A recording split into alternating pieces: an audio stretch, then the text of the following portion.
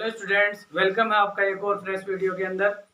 जो कि आपको पता है कि अपन ने हिस्ट्री का चैप्टर स्टार्ट कर रखा है, पहला the rise of nationalism in Europe वाला चैप्टर, और आप इसको अच्छी तरह से तैयार कर रहे हैं, मैं ऐसी सोचता हूँ। और पता है, मेरे को पक्का पता है कि आप इसको अच्छी तरह से तैयार करेंगे और इस चैप्टर के अंदर जो भी क्वेश्चन आएंगे आप उनको बहुत बेहतर तरीके से बोर्ड एग्जाम के अंदर करके आएंगे। तो जो लास्ट टॉपिक अपन ने इसके अंदर पढ़ा था, आपको याद है अपन ने क्या पढ़ा था इसके अंदर? लास्ट टॉपिक अपन ने, आज तो अपन ये making of nationalism in Europe वाला टॉपिक पढ़ने वाले हैं, लेकिन इससे पहले अपन एक बहुत ही इंपॉर्टेंट क्वेश्चन पढ़ा था नेपोलियन कोड वाला, याद है?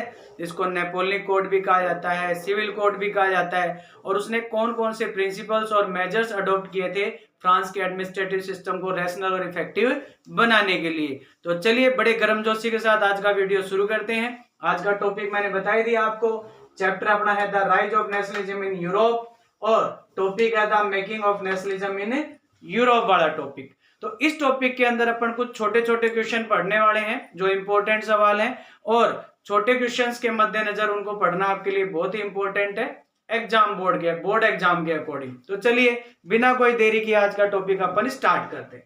जैसे अपन देखो क्या लिखा हुआ है, अगर हम मिड 18th सेंचुरी की बात करें, यूरोप की बात करें, यूरोप कॉन्टिनेंट के अंदर अगर हम मिड 18th सेंचुरी की बात करें, 18वीं सदी के मध्य की बात करें, तो क्या कह रहा है, यूरोप के अंदर कोई भी नेशन स्टेट से नहीं थे। जो अपन पढ़ते आ रहे हैं कि पहले एम्पायर्स हुआ करते थे, राजा महाराजाओं का शासन हुआ करता था, आज की तरह नेशन स्टेट नहीं हुआ करते थे, नहीं इंडिपेंडेंट नेशन नहीं हुआ करते थे। जैसे जब मैंने मेंशन भी किया, देखे नीचे, we know today as Germany, यानी आज हम यूरोप में जिसको जर्मनी के नाम से जानते हैं, इटली के नाम से जानते हैं, या स्विट्जरलैंड के नाम से जानते हैं, ये आज की तरह नेशन स्टेट नहीं हुआ करते थे। नेशन स्टेट नहीं हुआ करते तो मैंने कहा था एम्पायर हुआ करते थे। और एम्पायर किस में डिवाइड होते थे? देखिए लिखा हुआ है, किंगडम हो गए, डचीज हो गए, कैंटोन्स हो गए।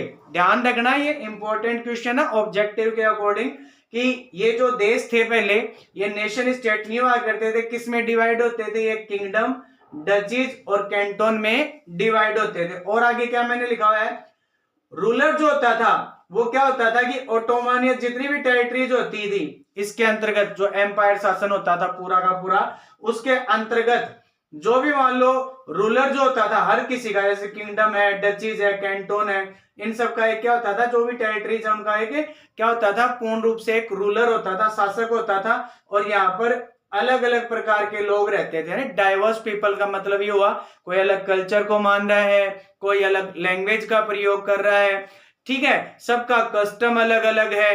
तो वो इस आधार पर अपन देखिए आगे पढ़ने की कोशिश कर रखे हैं। मैंने इसको देखो क्वेश्चन के रूप में मेंशन भी किया है, क्या लिखा हुआ है, they did not see themselves sharing a collective identity और एक कॉमन कल्चर। अपन ये पहले भी पढ़ चुके हैं कि उनको एक कलेक्टिव आइडेंटिटी जनरेट करनी थी उनके अंदर, यानी ऐसा लगे कि हमारा कल्चर अलग अलग नहीं है, तभी तो नेशन स्टेट वाला फील आएगा। तो वही क्वेश्चन मैंने यहां मेंशन किया है कि ठीक है, रहते थे वो एक एम्पायर के अंतर्गत, लेकिन उनके अंदर एक कलेक्टिव आइडेंटिटी वाली और कॉमन कल्चर वाला फील नहीं था। कैसे? मैंने नीचे मेंशन भी किया, जो मैंने अभी थोड़ी देर पहले आपको बताया था, क्योंकि उनके द्वारा जो भाषाएं बोली जाती थी उस सब की भाषाएं क्या थी, अलग अलग थे। कुछ एग्जांपल्स के द्वारा अपन इसको नीचे पढ़ने की कोशिश भी करेंगे, लेकिन अपन ने पॉइंट मेंशन किया है कि उन सब की लैंग्वेज अलग अलग है। उसके अलावा belong to different ethnic groups, जैसे मैंने कहा कि भाई कोई अलग धर्म को मान रहा है, ठीक है, किसी की मतलब भाषा अलग है, कल्चर अलग है, कस्टम अलग है, तो यानी अलग अलग एथनिक ग्रुप से वो क्या करते थे, बिलोंग करते थे। जैसे अपन ने देखो क्या लिखा हुआ है, जैसे हम हैब्सबर्ग एम्पायर की बात करें, हैब्सबर्ग एम्पायर किसके ऊपर शासन करता था? ऑस्ट्रिया और हंगरी के ऊपर, ठीक है। और ऑस्ट्रिया और हंगरी के अंतर्गत जो एम्पायर था इसके अंदर क्या थे, अलग अलग रीजन्स थे, अलग अलग क्षेत्र थे, और उन अलग अलग क्षेत्रों के अंदर क्या होते थे, अलग अलग प्रकार के लोग रहते थे। कौन से एम्पायर के अंदर? कौन से एम्पायर की बात कर रहे हैं? हमें हैब्सबर्ग एम्पायर की बात कर रहे हैं। और हैब्सबर्ग एम्पायर में हम किसकी बात कर रहे हैं? ऑस्ट्रिया और हंगरी की, जिसके ऊपर हैब्सबर्ग एम्पायर क्या करता था, रूल करता था। और उसके आधार पर मैंने क्या बताया, अलग अलग रीजन है और अलग अलग लोग वहां पर रह रहे हैं। जैसे इसमें एक रीजन का जिक्र हुआ, अल्पाइन रीजन, जिसको एल्प्स भी कहा जाता है हिंदी में। अगर हम एल्पाइन रीजन की बात करें तो एल्पाइन रीजन के अंदर देखिए कौन कौन से क्षेत्र है, टायरोल है, ऑस्ट्रिया है, सुडेनलैंड है, बोहेमिया है। दोबारा रिपीट कर रहा हूं, देखिए अल्पाइन रीजन के अंदर टायरोल, टायरोल के अलावा ऑस्ट्रिया, ऑस्ट्रिया के अलावा सुडेनलैंड, सुडेनलैंड के अलावा बोहेमिया। यहाँ पर क्या था, जो अरिस्टोक्रेट थे, जो कुलीन वर्ग के लोग जो थे ना, वो क्या करते थे, डोमिनेट करते थे। इन क्षेत्रों की जो बात हो रही है, टायरोल, ऑस्ट्रिया, सुडेनलैंड और बोहेमिया, जो कुलीन वर्ग के लोग थे वो उनका यहाँ पर क्या था, डोमिनेंस था, और वो यहाँ पर कौन सी भाषा बोलते थे, जर्मन भाषा बोलते थे।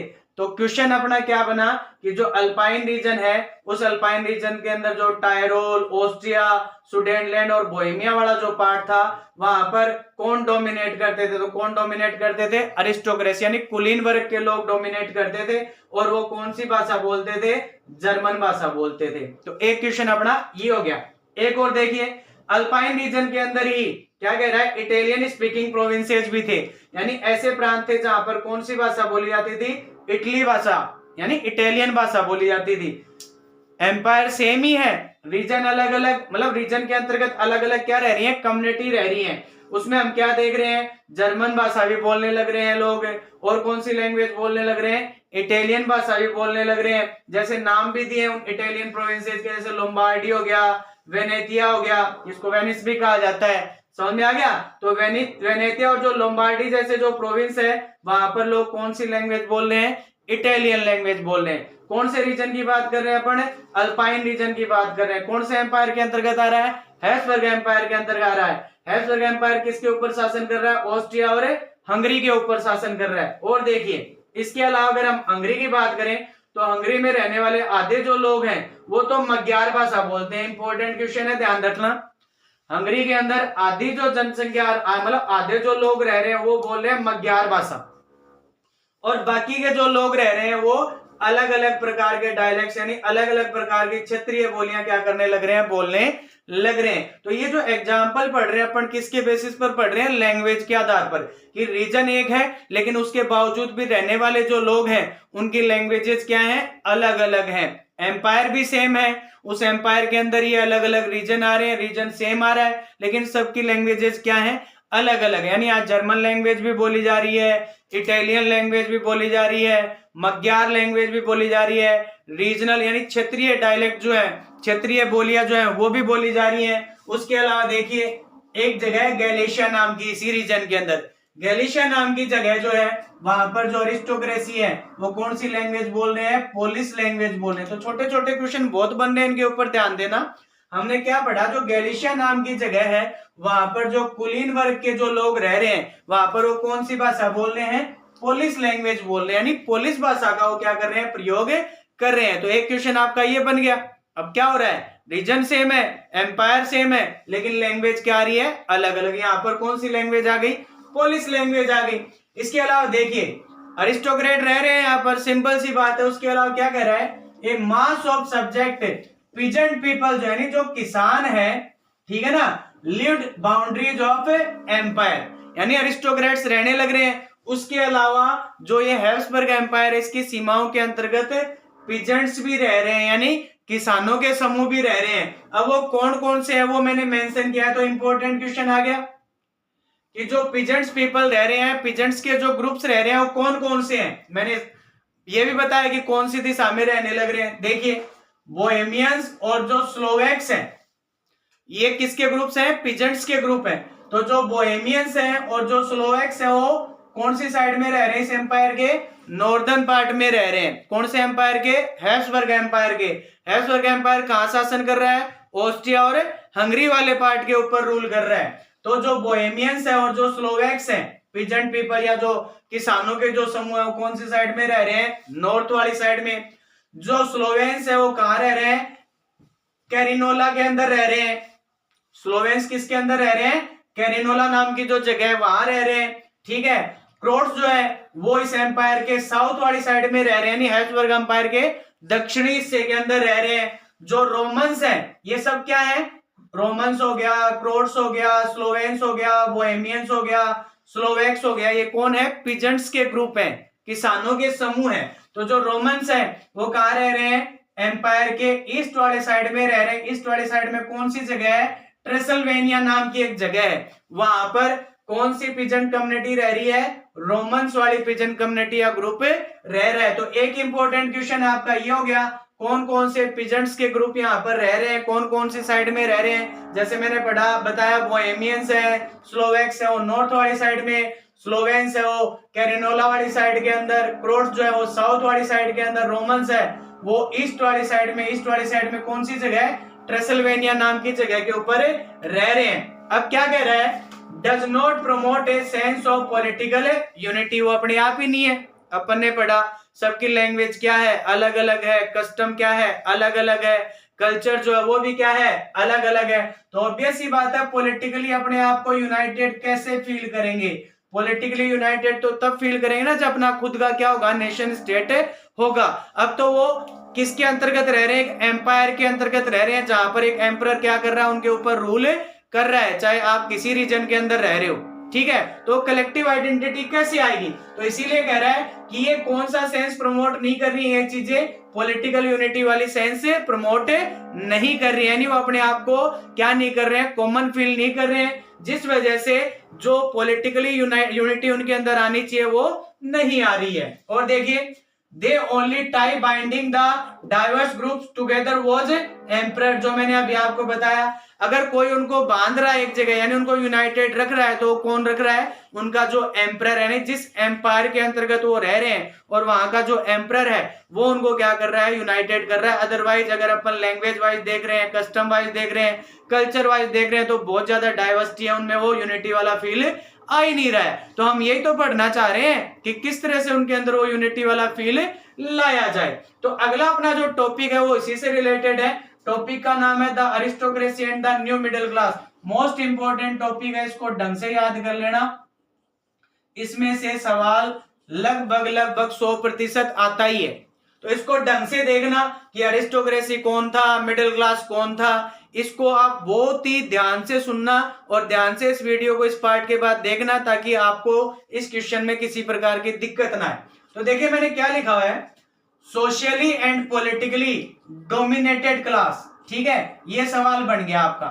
यूरोप की बात कर रहे हैं अपन, यानी यूरोप कॉन्टिनेंट के अंदर उस समय सामाजिक रूप से और राजनीतिक रूप से सबसे ज्यादा डोमिनेट कौन सा वर्ग कर रहा था? तो जैसे मैंने लिखा हुआ है लैंडेड अरिस्टोक्रेसी, जो मैंने कहा कुलीन वर्ग के जो लोग थे वो सबसे ज्यादा डोमिनेट कर रहे थे। किस आधार पर? सोशली भी और पॉलिटिकली भी।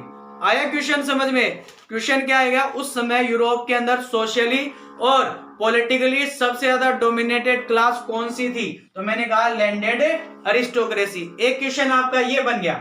इसके अलावा एक क्वेश्चन आपका ये बनेगा 3 मार्क्स के अंदर, the members of this class United. मतलब ये जो क्लास थी लैंडेड अरिस्टोक्रेसी, जो वर्ग था, ये यूनाइटेड कैसे रहते थे? यानी अलग अलग रीजन में रहने के बावजूद भी इसके जो मेंबर्स थे वो एकजुट कैसे रहते थे?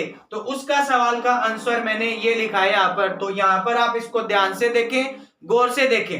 जैसे पहले मैंने क्या कहा, common way of life cut across regional division. मैंने कहा था अलग अलग रीजन में रहने के बावजूद भी, ठीक है, इनका जीवन जीने का तरीका क्या था? एक जैसा था। यानी जैसे अमीर लोग होते हैं, आप कहीं जाके देख लो, उन सबका रहन सहन कैसा होता है? एक जैसा ही होता है, चाहे वो किसी रीजन में रह रहे हो, किसी देश के अंदर। तो वही बात है, इनका जो जीवन जीने का जो तरीका था वो सबका एक जैसा था, चाहे वो किसी रीजन में रह रहे हो। तो एक पॉइंट तो आपको ये लिखना पड़ेगा जब ये क्वेश्चन आएगा कि कैसे यूनाइटेड रहती थी, कौन? अरिस्टोक्रेट जो क्लास थी। दूसरा point, they own states and town houses in country side. यानी जो ग्रामीण क्षेत्र होता था, देहात वाला जो क्षेत्र था, वहां पर उनके पास बड़ी बड़ी रियासतें होती थी, अपनी बड़ी बड़ी क्या होती थी? हवेलियां होती थी उनकी, जहां पर वो लोग रहते थे। तो एक पॉइंट आपका ये हो गया। यानी इससे पता चलता था कि अगर इसके पास बड़ी बड़ी रियासतें हैं, टाउन हाउसेज, इसका मतलब कौन से वर्ग का है? अरिस्टोक्रेट्स है। अगला देखिए, दे spoke French diplomatically high society. मैंने शॉर्ट में लिखा है, यानी अपना जो वर्ग है, यानी जो एरिस्टोक्रेट थे, ये अपने वर्ग को बड़ा दिखाने के लिए कि हम सबसे ऊपर हैं, ये जो है ना कूटनीतिज्ञ रूप से कौन सी भाषा बोलते थे? फ्रेंच भाषा बोलते थे। ताकि दूसरी जो क्लास है, वैसे तो यहाँ पर सोसाइटी की बात करें, समाज की, तो दो ही वर्ग सामने आ रहे हैं आपके सामने। एक तो आ रहा है अरिस्टोक्रेट्स और दूसरा कौन सा आ रहा है, पीजेंट्स। तो जो अरिस्टोक्रेट थे वो पीजेंट्स को क्या करते थे, डोमिनेट करते थे। तो वही बात है, यानी उनसे अपने वर्ग को बड़ा दिखाने के लिए ये मुख्यतः कौन सी भाषा का प्रयोग करते थे, फ्रेंच, जिससे पता चलता था कि ये कौन है, अरिस्टोक्रेट्स हैं। इसके अलावा दे connected by ties of marriages, और अलग अलग रीजन में रहने के बावजूद एक दूसरे से कनेक्टेड कैसे रहते थे, मैंने बताया साफ साफ विवाह संबंधों के द्वारा। यानी जो अरिस्टोक्रेट्स होते थे वो मोस्टली जब भी कोई विवाह से, मैरिज से संबंधित कोई रिलेशन बनाते थे तो वो मुख्यतः अपनी ही क्लास के अंतर्गत, यानी अरिस्टोक्रेट क्लास के अंतर्गत ही बनाते थे। तो इससे ही पता चलता था कि भाई हाँ, ये कौन सा क्लास है, कौन सा वर्ग है, अरिस्टोक्रेट्स है। तो यहाँ पर मैंने जो 4 पॉइंट मेंशन किए हैं आपके सामने, कॉमन वे ऑफ लाइफ, इसके अलावा they own state and town houses in countryside, they spoke French language, है ना। क्यों बोलते थे, अभी मैंने बताया, ताकि वो अपने वर्ग को क्या करे, समाज में बड़ा दिखा सके।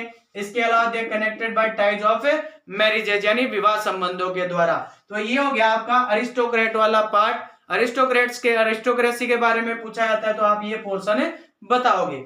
अब अपन बात करते हैं जो अगला था, द न्यू मिडिल क्लास। मतलब मैंने बताया उस समय की सोसाइटी में केवल दो ही वर्ग थे, तो पिजेंट्स थे या अरिस्टोक्रेट्स थे। हम अब एक नए वर्ग की बात करेंगे जो ये नेशन स्टेट वाले कंसेप्ट को फिर आगे लेके जाएगा। तो वो वर्ग कौन सा है, मेंशन कर ही रखा है, मिडिल क्लास है, यानी मध्यम वर्ग जो है उसकी बात करेंगे। देखिए क्या लिखा हुआ है, अगर हम वेस्टर्न और सेंट्रल यूरोप की बात करें, यानी पश्चिमी और केंद्रीय यूरोप की, यानी मध्य यूरोप की अगर हम बात करें, तो वहां पर लगातार क्या हो रहा था, इंडस्ट्रियल प्रोडक्शन बढ़ रहा था, यानी औद्योगिक उत्पादन बढ़ रहा था। यानी सीधा सा मतलब ये हो गया कि इंडस्ट्रियलाइजेशन हो रहा था भाई यूरोप के कौन से वाले पार्ट के अंदर, वेस्टर्न और सेंट्रल वाले पार्ट के अंदर। ध्यान रखना आप इसका, क्योंकि आप जब किताब में पढ़ोगे तो कुछ ऐसा पार्ट था ईस्ट वाला और साउथ वाला पार्ट, जहां पर अभी जैसे मैंने कहा लैंडेड अरिस्टोक्रेट्स रहते थे, ठीक है। वहां पर जो पिजेंट्स होते थे जिनको अपन ने पढ़ा था, सर्वडम जो है बॉन्डेज लेबर की तरह काम करवाते थे। और अगर अपन बात करें दूसरे पार्ट के अंदर, तो वहां छोटे छोटे जमीन के टुकड़े होते थे जहां पर किसान जो है ना रेंट पर उस जमीन को लेकर क्या करते थे, खेती करते थे। तो उस वाले पार्ट की बात नहीं कर रहे हम कौन से पार्ट की बात कर रहे हैं, वेस्टर्न और सेंट्रल यूरोप वाले पार्ट की बात कर रहे हैं, जहां पर लगातार इंडस्ट्रियल प्रोडक्शन क्या हो रहा था, बढ़ रहा था। इसके अलावा और क्या कह रहा है, trade mean growth of towns और इमरजेंस ऑफ कॉमर्शियल क्लास, यानी क्या हो रहा है, लगातार ट्रेड, व्यापार बढ़ता जा रहा है। अब व्यापार बढ़ता जा रहा है, यानी व्यापार बढ़ने लग रहा है, तो ऑब्वियस सी बात है टाउन्स भी बढ़ते जा रहे हैं, उत्पादन बढ़ रहा है, इंडस्ट्रीज के अंदर ट्रेड बढ़ रहा है, और इस वजह से एक नया वर्ग सामने आता है जिसको क्या नाम दिया गया, कॉमर्शियल क्लास। ध्यान रखना, क्या बताया मैंने, ट्रेड में ग्रोथ हो रही है, इंडस्ट्रियल प्रोडक्शन में ग्रोथ हो रही है, और इससे एक नया वर्ग सामने आता है जिसको क्या कहा गया, कॉमर्शियल क्लास। और इसी वर्ग से जाके बाद में कौन सा क्लास बना, मिडिल क्लास बना। तो आपको जो एग्जाम में मेन ध्यान रखना है वो कौन सा ध्यान रख रहा है, मिडिल क्लास से ध्यान रखना है। देखिए, existence was based on production for the market. कौन से क्लास की बात कर रहा है, जो कॉमर्शियल क्लास है, इसका जो अस्तित्व है, एग्जिस्टेंस जो है, वो पूरी तरह से किसके ऊपर आधारित था, जो मार्केट के लिए जो प्रोडक्शन हो रहा था, यानी बाजारों के लिए जो उत्पादन हो रहा था। ये भी एक इंपॉर्टेंट क्वेश्चन है, ऑब्जेक्टिव आता है कि जो कॉमर्शियल क्लास है उसका एग्जिस्टेंस किसके ऊपर बेस करता था। तो जो कॉमर्शियल क्लास का जो अस्तित्व है, एग्जिस्टेंस जो है, वो किसके ऊपर बेस था, मार्केट के लिए जो प्रोडक्शन हो रहा था उसके ऊपर बेस था। ध्यान रखना इस चीज का, ठीक है। आ गया समझ में। अगला देखिए क्या कह रहा है, इंडस्ट्रियलाइजेशन, औद्योगिक, जैसे मैंने कहा था ना औद्योगिकरण जो हो रहा था, तो हमने पढ़ा था कि भाई अगर हम ब्रिटेन या इंग्लैंड की बात करें तो इंडस्ट्रियलाइजेशन कब शुरू हुआ, 18वीं सेंचुरी के सेकेंड हाफ में। जैसे अगर आपने इंडस्ट्रियलाइजेशन वाला चैप्टर पढ़ा हो तो ब्रिटेन के अंदर सबसे पहली फैक्ट्री कब लगी थी, 1730 में, 1730 के अंदर, यानी 18वीं सेंचुरी के सेकेंड हाफ के अंदर इंडस्ट्रियलाइजेशन शुरू हो गया था। लेकिन जर्मनी है, फ्रांस है, इन देशों की अगर अपन बात करें तो इंडस्ट्रियलाइजेशन कब शुरू हुआ था, 19वीं सेंचुरी में। ध्यान रखना, यहां पर इंडस्ट्रियलाइजेशन कब शुरू हुआ था, 19वीं सेंचुरी के अंदर। कहां पर, जर्मनी के अंदर और फ्रांस जैसे देशों के अंदर। तो वही बात कर रहे हैं अपन। तो जो इंडस्ट्रियलाइजेशन शुरू हुआ, ठीक है, इससे एक नया सोशल ग्रुप सामने आया। जैसे मैंने कहा था ना, अब यही वर्ग किसका रूप ले लेगा, मिडिल क्लास का रूप ले लेगा, एजुकेटेड मिडिल क्लास भी बोल देते हैं इसको, है ना।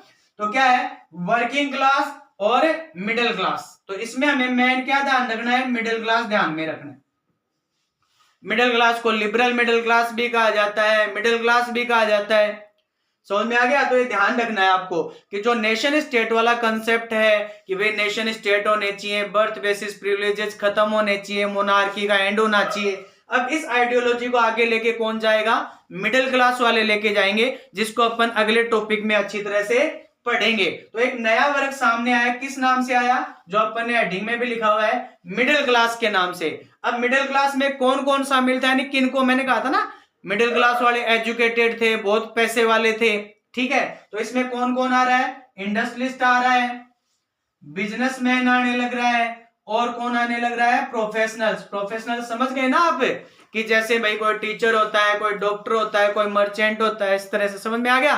तो ये इसके अंतर्गत क्या किए गए, इंक्लूड किए गए, किसके अंतर्गत, मिडिल क्लास किनको कंपोज करके बनी थी, ये सवाल आता है कि मिडिल क्लास कंपोज करके बनी है। तो इंडस्ट्रियलिस्ट लिखना है आपको, बिजनेसमैन लिखना है और प्रोफेशनल्स लिखना है। तो ये था किसके अंदर, मिडिल क्लास के अंदर। तो ये बहुत ही इंपॉर्टेंट पोर्शन है जो मैंने बताया आपको, अरिस्टोक्रेसी वाला और मिडिल क्लास वाला। इसको आप अच्छी तरह से देखना कि मिडिल क्लास का इमरजेंस कैसे हुआ, अरिस्टोक्रेट्स कौन थे, किस तरह से डोमिनेट करते थे, कैसे कनेक्टेड रहते थे, ये सवाल बनेंगे। उसके अलावा अपन ने पढ़ा कि जो ये हैब्सबर्ग एम्पायर था, इसके अंदर केवल अरिस्टोक्रेट्स ही नहीं रहते थे, पीजेंट्स के भी ग्रुप्स रहते थे। जैसे अपन ने यहाँ पर पढ़ा, बोहेमियंस थे, स्लोवेन्स हैं, स्लोवेक्स हैं, रोमन्स हैं, क्रोट्स हैं, ये कौन रहते थे, पीजेंट ग्रुप्स भी रहते थे। उसके अलावा अपन ने शुरू में और भी क्वेश्चंस यहाँ पर मेंशन किए कि भाई एम्पायर किस में डिवाइड होता था, किंगडम, डचीज और कैंटोन्स में डिवाइड होता था, सबका एक प्रॉपर रूलर होता था। लेकिन वहां पर रहने वाले लोग कैसे होते थे, डाइवर्स होते थे, अलग अलग लैंग्वेज, कल्चर इनको मानने वाले। फिर मैंने कहा कि उनको वो अपने आप को कलेक्टिव आइडेंटिटी या कॉमन कल्चर शेयर नहीं करते थे, कारण बताया, सबकी लैंग्वेज अलग थी, एथेनिक जो ग्रुप थे वो भी अलग अलग एथेनिक ग्रुप से बिलोंग करते थे। इसके अलावा हैब्सबर्ग एम्पायर ऑस्ट्रिया और हंगरी के ऊपर शासन करता था, जहां पर डिफरेंट डिफरेंट रीजन थे, डिफरेंट डिफरेंट पीपल रहते थे। अब इसके अंदर एक रीजन की बात करिए, अल्पाइन रीजन की। अल्पाइन रीजन के अंदर टायरोल, ऑस्ट्रिया, सुडेनलैंड और बोहेमिया आता था। यहाँ पर एरिस्टोक्रेट जो थे डोमिनेट करते थे, जर्मन लैंग्वेज बोलते थे। इसी क्षेत्र में ये मतलब कि लोम्बार्डी और वेनेतिया जैसे इटालियन प्रोविंसेस भी आते थे, जहां पर इटालियन लैंग्वेज बोली जाती थी। हंगरी के अंदर हाफ ऑफ द पीपल जो है वो तो magyar भाषा बोलते थे और बाकी के लोग रीजनल डायलेक्ट यानी क्षेत्रीय बोलियां बोलते थे। गैलिशिया के अंदर जो अरिस्टोक्रेट्स थे वो पोलिश लैंग्वेज बोलते थे। तो ये इंपॉर्टेंट क्वेश्चन है इस टॉपिक के, इनको आप अच्छी तरह से तैयार करें ताकि आपको इस टॉपिक में किसी प्रकार की कोई दिक्कत ना रहे। तो मैंने जो मेन जो टॉपिक था इस वाला जो शुरू वाला पोर्शन था, making of nationalism in Europe वाला, इसमें छोटे क्वेश्चंस की मतलब छोटे क्वेश्चंस का रेशियो ज्यादा है, तो छोटे क्वेश्चंस के हिसाब से इसको ज्यादा याद रखें।